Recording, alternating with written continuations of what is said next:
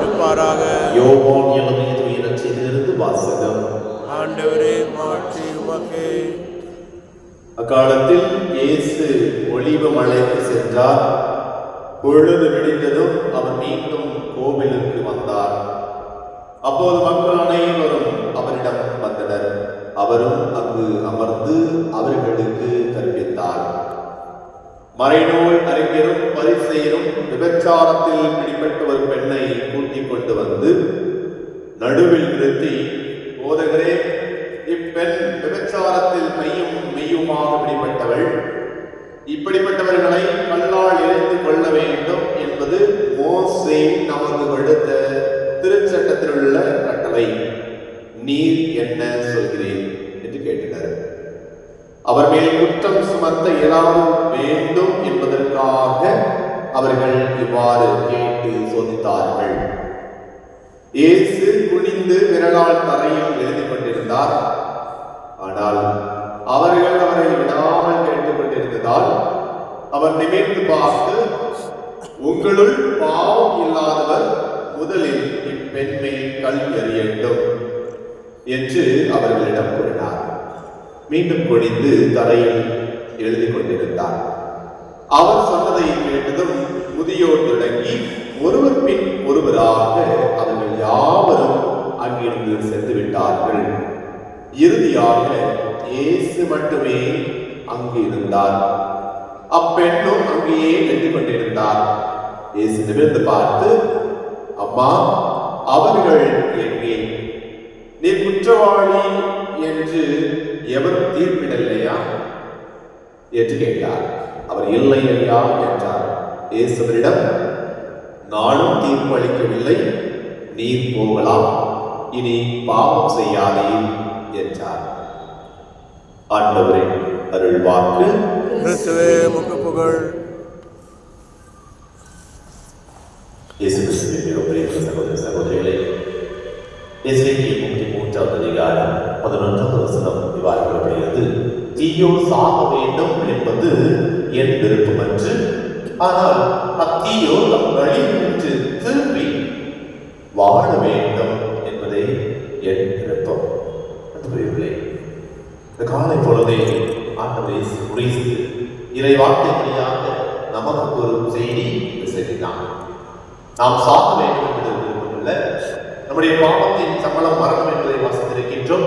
ஆனால் நம்முடைய இறைவன் நம்மை பாவத்திற்காக சாபம் கொடுப்பதில்லை. மாறாக நம்மில் இருக்கிற பாவம் என்கிற எண்ணத்தில் இருந்து விடுதலையை கூட அந்த பாவத்தின் எண்ணத்திற்கு சாபம் கொடுக்கின்றார். அன்புக்குரியவர்களே, இது முதல் வாசகம், மிகப்பெரிய வாசகம். ஆனால் அந்த வாசகம், முதல் வாசகம் நமக்கு சுட்டி காட்டுவது, யாரையும் அநியாயமாக தீர்ப்பிடாதீர்கள், யாரையும் தவறாக தீர்ப்பிடாதீர்கள். சிலுவை பாதை தியானிக்கின்ற பொழுது முதல் சிலம் என்ன?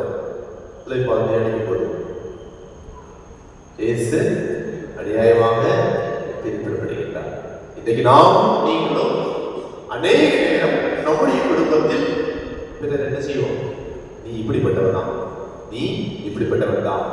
கணவன் மனைவி மீது திருப்பிடும், பிள்ளைகள் பெற்றோரின் மீது, பெற்றோர் பிள்ளைகள் மீது திருப்பிடும். இது அநியாயம் இருக்கும். உறவுகள் மீது அநியாயம் இருக்கும். இது நம்மை போகிறார். இரண்டு மகளை தீர்ப்பிடாதே, அநியாயமாக தீர்ப்பிடாதே. நாம் நன்மை செய்து தவறாக தீர்ப்பிடுகின்ற பொழுது கடவுள் நமக்கு துணையாக இருப்பார்.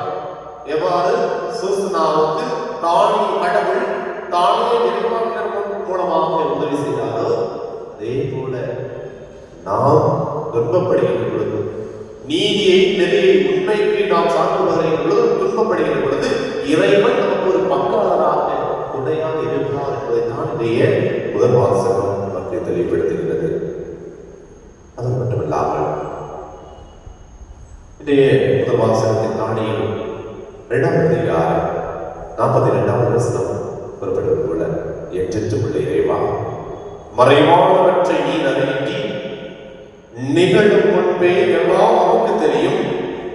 இவர்கள் எனக்கு எதிராக பொய் சான்று சொல்லியுள்ளனர் என்பது உமக்கு தெரியும். இவர்கள் என் மீது சாட்டிய குற்றம் எதுவும் நான் செய்தேன்.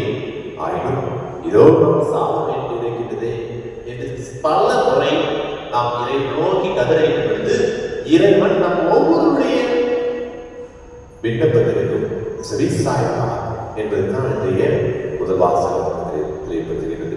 அது மட்டுமல்ல திருப்பாடல் 3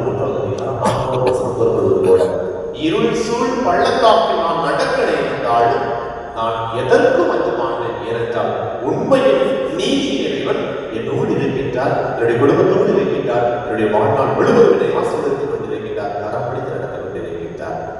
நாம் இந்த இறைவனை பற்றி கொண்டிருக்கின்றோமா? இந்த இறைவனை நாம் பற்றி கொண்டிருந்தால் நாம் பிறரை அநியாயமாக தீர்ப்பிட மாட்டோம். அதே வாசகம் நட்சத்திர வாசகத்தும் அதுதான், பிறரை தீர்ப்பிடாது என்று நம்ம நாமே சொல்லி பார்ப்போம். இதை நம்முடைய கேட்பது வழியாக நம்ம காலத்தில் இருக்கின்றோம். இந்த நவகாலத்தில் பாஸ்கா விழாவை கொண்டாட தயார் செய்து கொண்டிருக்கின்றோம். பல்வேறு நபரை நாம் குறிப்பிட்டுள்ளார்.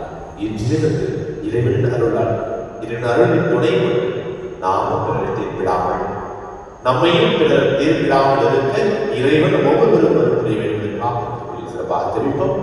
ஆசீர்வாதம் அருளும் நமக்கும் எப்பொழுதும் எப்போதும்